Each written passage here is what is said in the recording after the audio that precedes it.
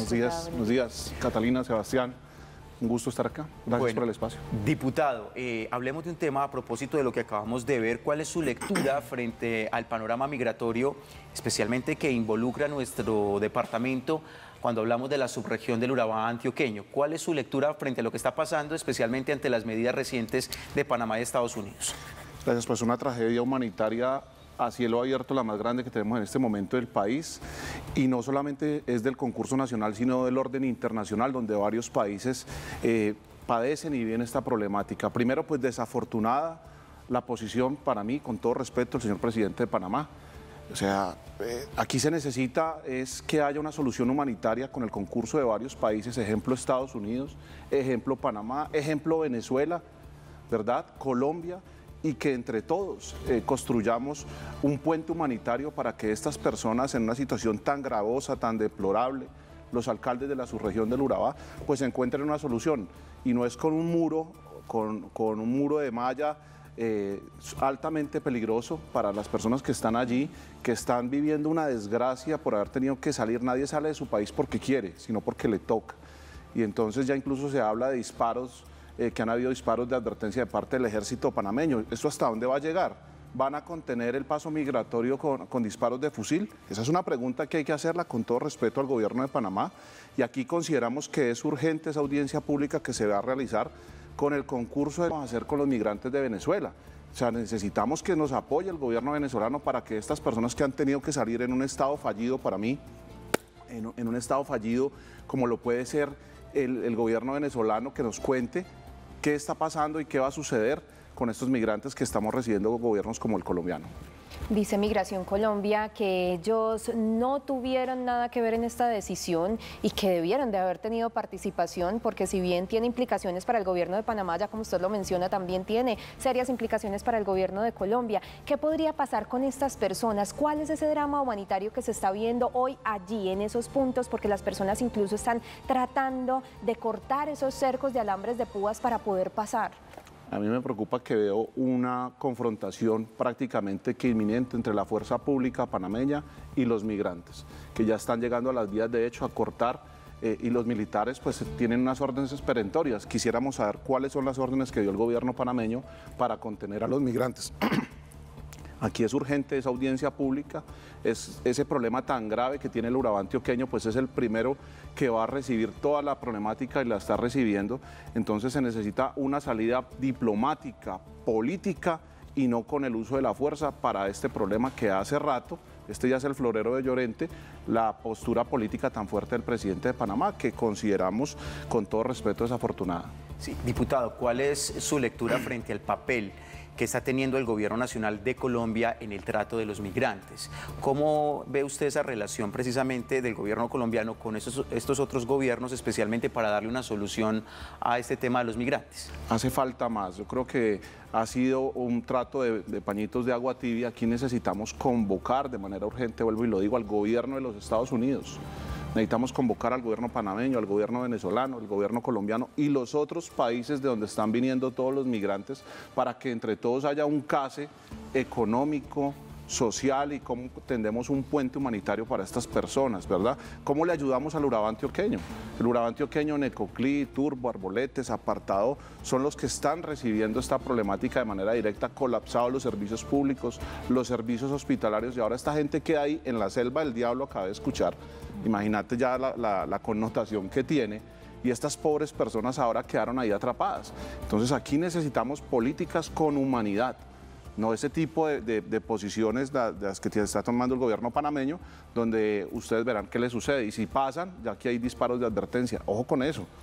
Diputado, ustedes están proponiendo una audiencia pública. ¿De quiénes? ¿De qué se trata? ¿Y para qué posibles soluciones podrían haber luego de esta audiencia pública que proponen? Total. Primero, pues elevar al más alto nivel la problemática. Entonces, que sea el Congreso de la República, el Senado, la Cámara de Representantes, la Gobernación de Antioquia, todas las agencias del Estado, y que también en esa audiencia pública sean invitados los embajadores o cónsules de los países que tienen relación con la problemática. Y allí esperamos encontrar una solución humanitaria a semejante problema, donde, vuelvo y digo, queda Antioquia, nuestro departamento. Este departamento queda en el ojo del huracán y de manera muy especial a su región del Urabá.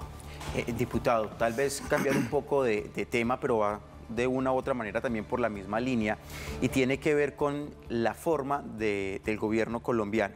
Y quería preguntarle lo que hemos visto, el concierto que fue un poco polémico la semana pasada, este concierto denominado Pro Palestina. Vemos, digamos, la participación constante del presidente de Colombia en estas discusiones internacionales, pero hay una situación compleja interna, el tema de orden público, el tema de estructuras delincuenciales y también unos diálogos de paz. ¿Cómo ve usted esta situación? ¿Hay coherencia por parte del gobierno nacional? Pues primero resaltar de que lo que está sucediendo en el lejano oriente pues es un genocidio, ¿verdad? Entonces nuestra solidaridad no solamente para el pueblo palestino, sino también para los civiles del pueblo de Israel, porque es una confrontación militar donde al final quedan son los ciudadanos. Quedan son los ciudadanos en medio de una confrontación militar y política donde hay ciudadanos del pueblo israelí y del pueblo palestino que no quisieran vivir, perdón con la expresión, la maldita guerra, ¿verdad? Entonces, pues toda nuestra solidaridad para estas personas que están allí viviendo esa guerra desafortunada. Y frente a lo que está sucediendo en Colombia en materia de orden público, con todo el respeto y con profunda sinceridad, hago un llamado al Gobierno Nacional, al Ministerio de la Defensa, al Comisionado de Paz.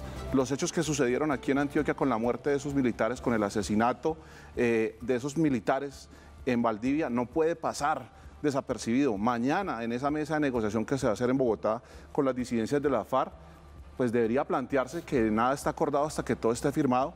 Quienes hayan violado los protocolos de paz, los protocolos de la mesa de negociación, no pueden seguir en la mesa de negociación. Y para el departamento de Antioquia considero se llegó la hora, como pasó en el Cauca, de ofensiva total.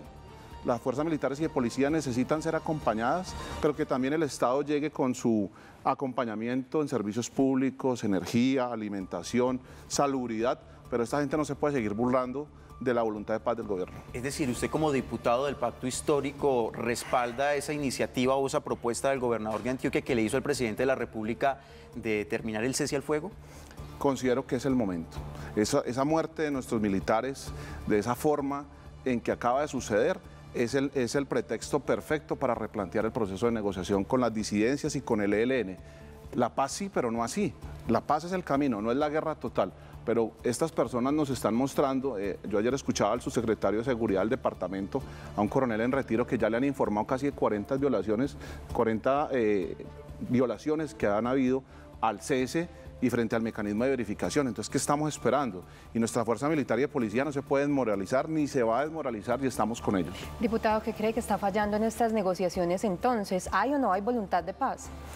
Pues yo considero que el gobierno nacional la ha tenido toda y que han habido actores armados de grupos armados residuales que se han burlado de esta voluntad de paz y entonces aquí se necesita que la paz sea el camino, pero que hayan unos ajustes para que quien no quiera paz, pues toda la contundencia del Estado, las Fuerzas Armadas, militares y de policía, pues hagan lo que constitucionalmente tienen que hacer y nos den la seguridad. Ya en el Cauca pasó, en el Cauca el gobierno nacional estaba en pleno diálogo. Allá las disidencias cometieron o siguen cometiendo asesinatos, siguen cometiendo actos deplorables, pues el gobierno nacional, en cabeza del señor presidente, habló de ofensiva total. Considero que en Antioquia también se llegó el momento de la ofensiva total. Es decir, estas estructuras delincuenciales se están escudando en el tema de la paz para fortalecer sus rentas criminales y también fortalecerse en el territorio.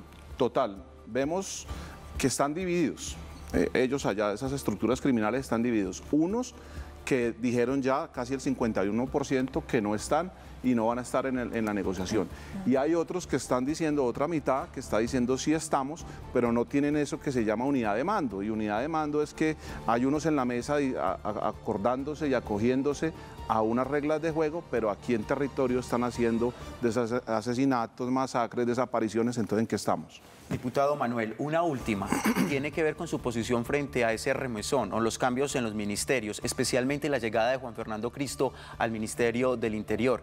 Fue ministro de Juan Manuel Santos. ¿Cómo lee usted la llegada de este ministro al Gobierno Nacional? Algunos dicen que hasta ahí llegó el cambio del que pretendía ser el presidente Gustavo Petro. ¿Usted cómo lo ve? Bienvenido.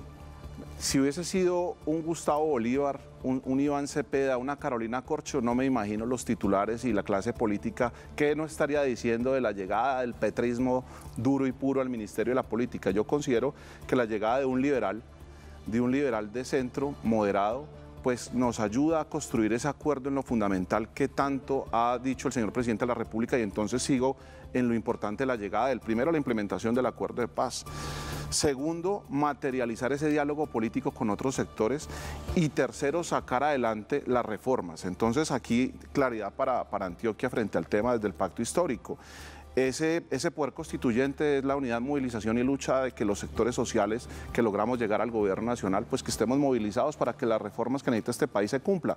Acaba de salir un informe, Colombia está encabezando el primer país más desigual del mundo, por Dios, en el índice de Gini, o sea que hay que hacer unas reformas. Dos, el acuerdo en lo fundamental es tener la capacidad de hablar incluso con el doctor Álvaro Uribe Vélez, ojalá se tomen un tinto. Tenemos que hacer acuerdos en lo fundamental con el Partido Conservador, con Cambio Radical. Tenemos que encontrarnos en unos mínimos porque a todos nos duele Colombia y nos duele Antioquia. Y tercero, la posibilidad de una asamblea, posibilidad de una asamblea nacional constituyente, que cuando la planteó César Gaviria en el 91 no fue tan grave, y hubo todos los actores y sectores políticos. Pasaron 33 años y esa carta magna que todos se pusieron de acuerdo, hoy tuvo más de 30 reformas. O sea, el espíritu de la Constitución del 91 de ese momento se confundió y se modificó, entonces hay que volverla a encauzar, y esa Asamblea Nacional Constituyente, considero, con todo respeto para el gobierno, los tiempos no nos van a dar. Entonces, en esta legislatura que queda y en el periodo de gobierno que queda, tal vez no nos va a dar para esa Asamblea Nacional Constituyente, tal vez será en otro gobierno, pero tan siquiera el poder constituyente que somos todos y todas firmes por las reformas y un acuerdo en lo fundamental. Muy bien, Manuel García, diputado por el Pacto Histórico aquí en el departamento de Antioquia. Gracias por madrugar con nosotros aquí en Consejo de Redacción. Siempre será un gusto. Diputado, muchísimas gracias. Pues vamos a continuar hablando de otros temas. Gracias, diputado. De otros temas, Sebastián, que tienen que ver con salud. Y es que hay 8 familias que tienen diferentes dificultades con un trastorno